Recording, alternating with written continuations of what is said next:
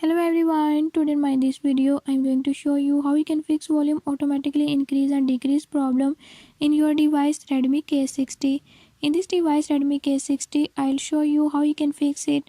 Before I start, if you are new to my channel, don't forget to subscribe and press bell icon. Watch complete video and learn how you can do it. Let's watch the